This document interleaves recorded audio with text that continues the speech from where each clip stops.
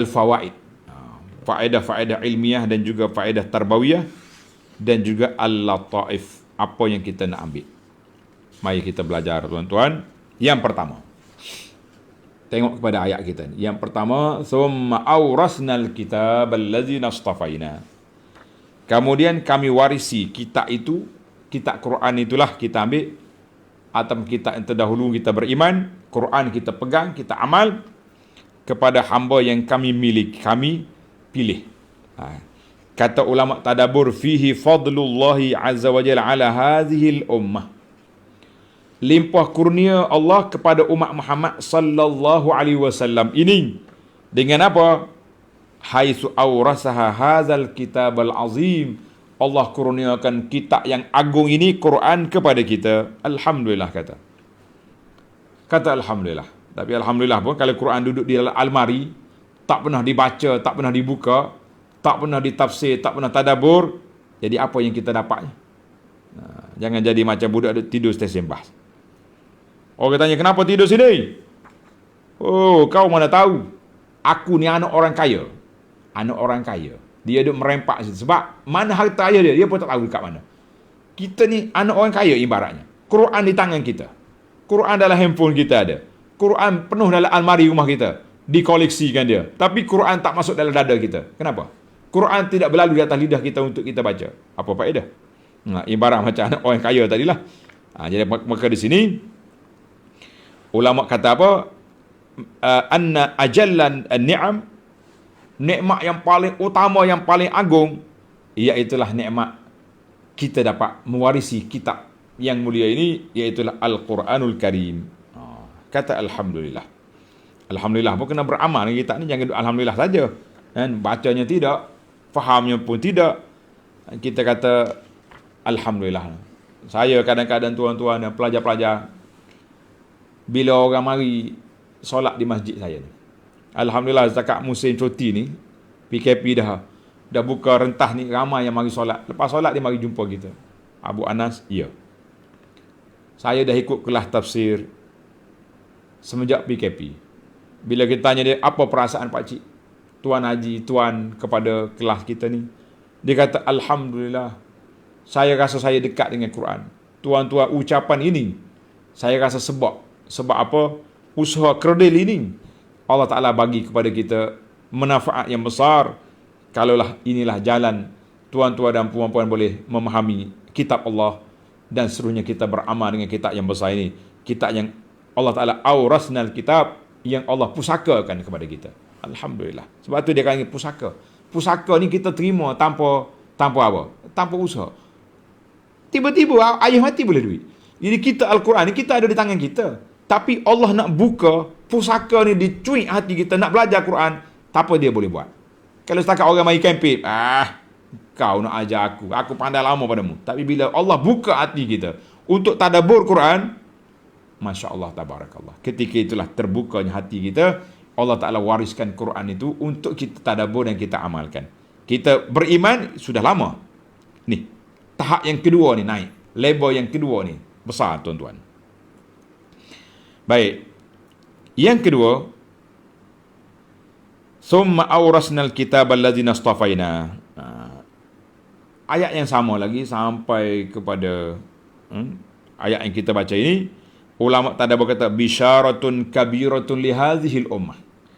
Ayat ini memberi khabar gembira yang besar kepada umat Muhammad sallallahu alaihi wasallam ini. Sebab apa? Semua keadaan, asal semua orang beriman, zalimun li nafsihi, muqtasidun, sabiqun bil khairat, semuanya mereka ini akan masuk dalam syurga. Tapi kita yang kejar sabiqun bil khairat ini, kita nak masuk syurga awal tanpa disentuh oleh api neraka. Allahumma ajirna minan nar waj'alna min ahli jannah wa ma qarraba ilaiha min qaulin aw amal. Itu doa kita. Doa kita tak nak langsung disentuh, disambau oleh api neraka. Jangan. Tapi tiga-tiga kumpulan ini akhirnya ke syurga. Itulah dia panggil anugerah bisyarah kabirah yang besar kepada umat Muhammad. Kita tolak pahaman Khawarij, kita tolak pahaman Mu'tazilah, dalam bab wa'id kita ketepikan sebab mereka ni keras. Kita ambil pahaman ahli sunnah bahawa orang yang taubat, insya-Allah mereka ni akan dapat masuk ke dalam syurga. Yang ketiga, faminhum zalimun li nafsihi wa minhum muqtasidun wa minhum sabiqun bil khairat. Ulama tadabbur kata tafadulun nas fil amal. Manusia ni berbeza-beza dari sudut amalan, sudut berbeza. Maka ada orang yang masya-Allah beramal, iman dia mantap, akidah dia murni, dan amalan sunnah dia kemas. Kita kata alhamdulillah. Ada orang yang sederhana-sederhana, amalnya kuat, tapi tak ikut sunnah. Dia ikut hatu ayah pelik-peliknya. Itu pun satu masalah. Ada orang yang jarang-jarang amalan, imannya ada tapi amalnya kurang. Kita kata, maka kata ulama, dengan berbezanya tingkatan amalan, tafaduluhum fil iman, menunjukkan iman itu turun naik. Dalam ulama al-sunnah kata al-imanu yazidu wa yanqus. Iman tu naik dan dia juga turun. Berdasarkan hadis la yazni zani hina yazni wa huwa mu'min. Tidak berzina seorang yang berzina itu ketika dia mantap iman dia.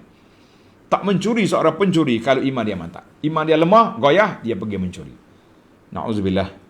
Kita minta perlindungan Allah. Jadi ayat ini yang ketiga, kita kata Allah Ta'ala beza-bezakan di antara manusia dari sudut amalan. Ada orang kuat, ada orang lemah.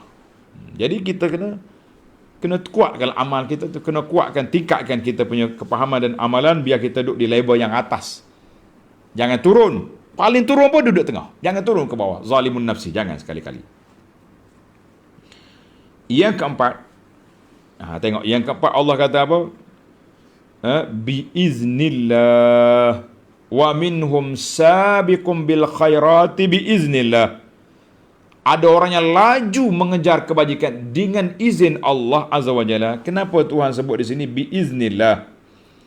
Biiznillah. Dengan izin Allah. Tuhan tanda li'alla yaghtarra bi'amalihi. Jangan seorang itu terpedaya dengan amalan dia. Sebab aku buat amalan banyak ni kerana aku baik. Aku warak. Aku alim.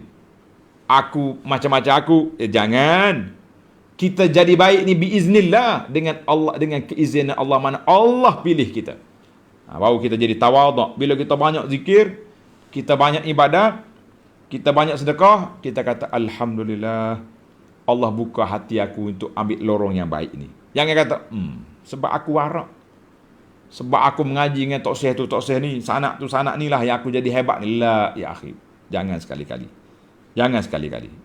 Jadi ayat yang keempat, Allah Ta'ala tak pada kita biiznillah, kita dapat apa ni, melakukan amal yang banyak ini dengan apa?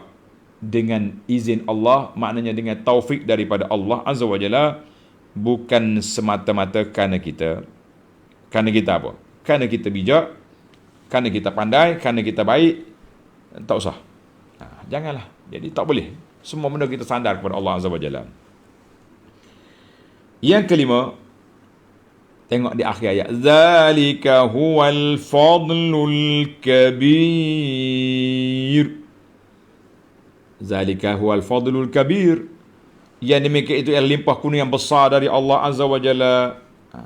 Jawab dia, anna akbar fadlin, limpah kurnia yang paling besar Allah Ta'ala anugerahkan kepada kita. Tanda tuan-tuan, bukan pangkat, bukan kedudukan, bukan syarikat besar, bukan pangkat besar, tetapi an yuwaffiqhu liqiyami bi ta'atihi.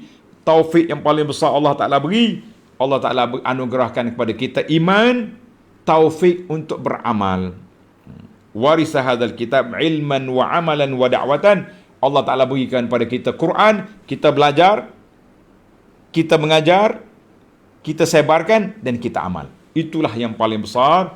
Zalika huwal fadlul kabir. Limpah kurnia Allah Ta'ala yang besar kepada kita. Apa dia? Apa dia? Allah Ta'ala taufik kita dapat melakukan ibadat. Masya Allah. Seorang pelajar, dia tengok orang ni ahli maksiat. Maksiat besar. Tapi kaya.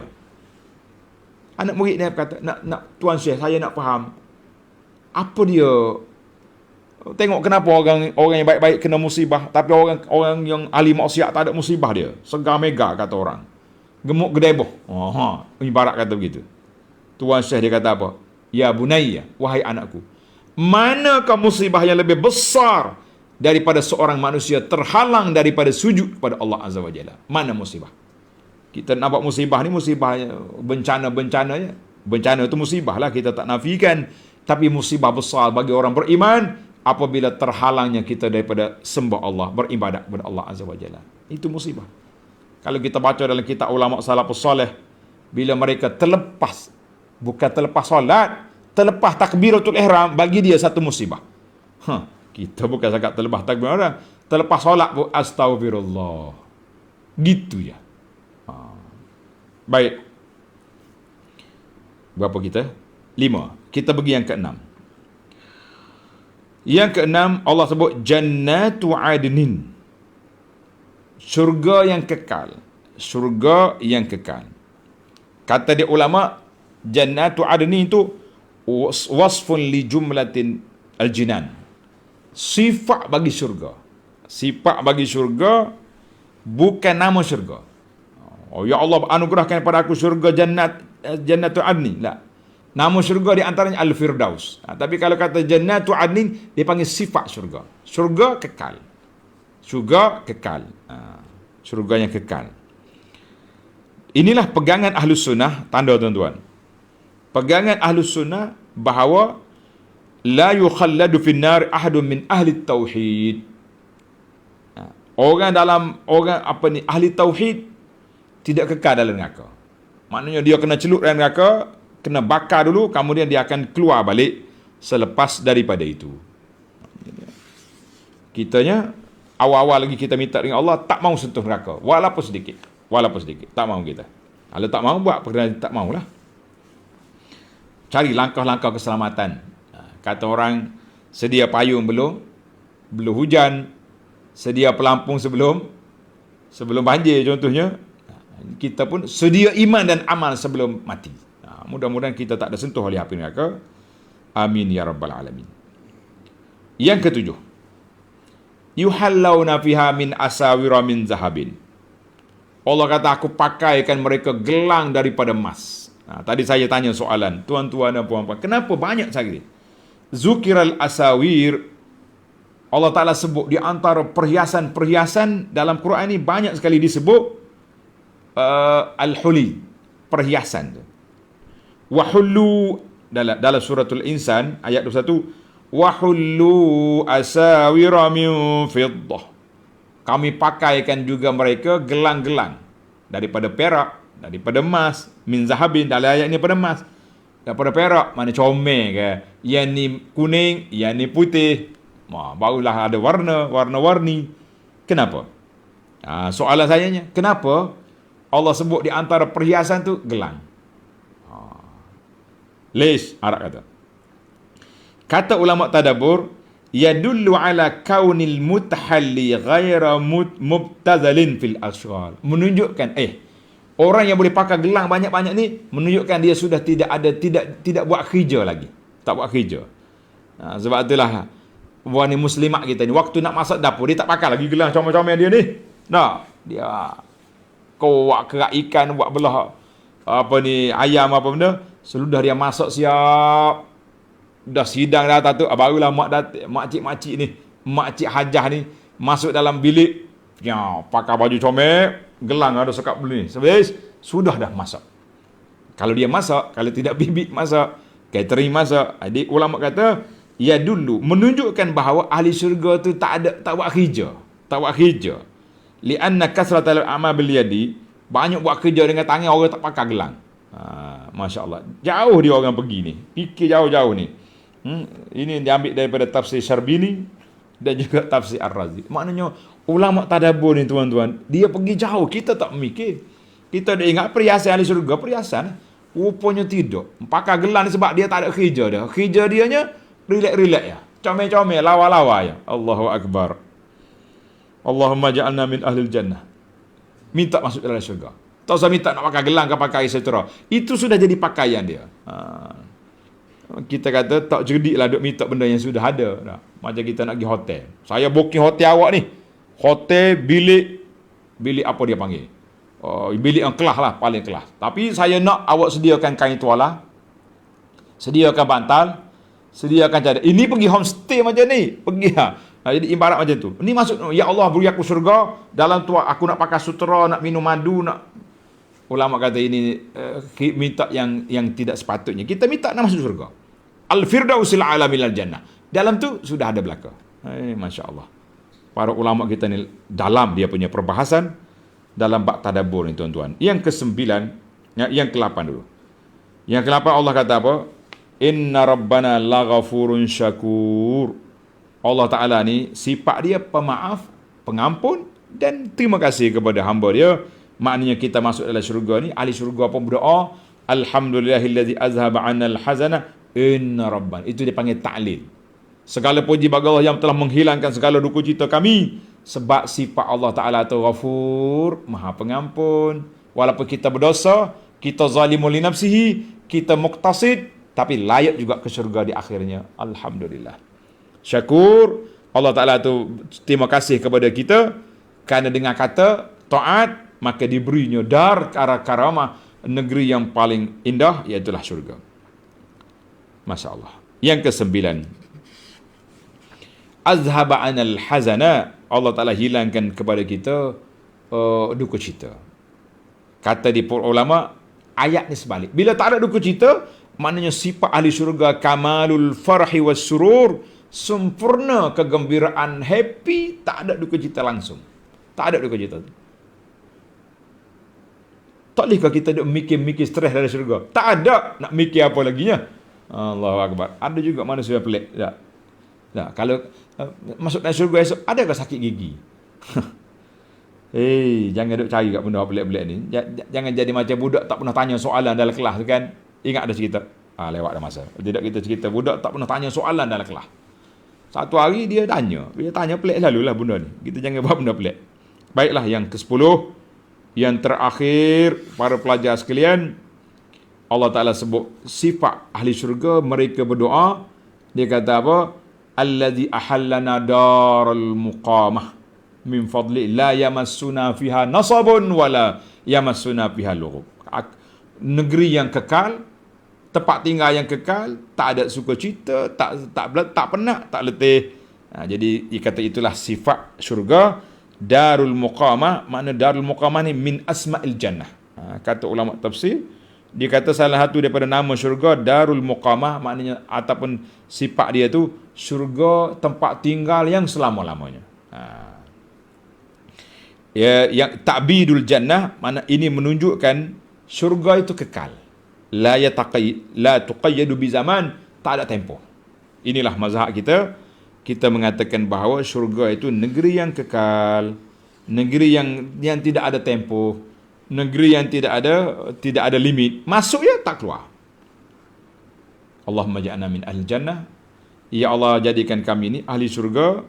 Ya Allah, berikanlah kepada kami, dua ibu bapa kami, guru-guru kami, orang-orang yang kami sayangi, orang yang bersama dalam majlis kami ini, ya Allah, matikan kami dengan husnul khatimah. Hidup kami di atas dunia di bawah bumbung, di bawah naungan Al-Quran.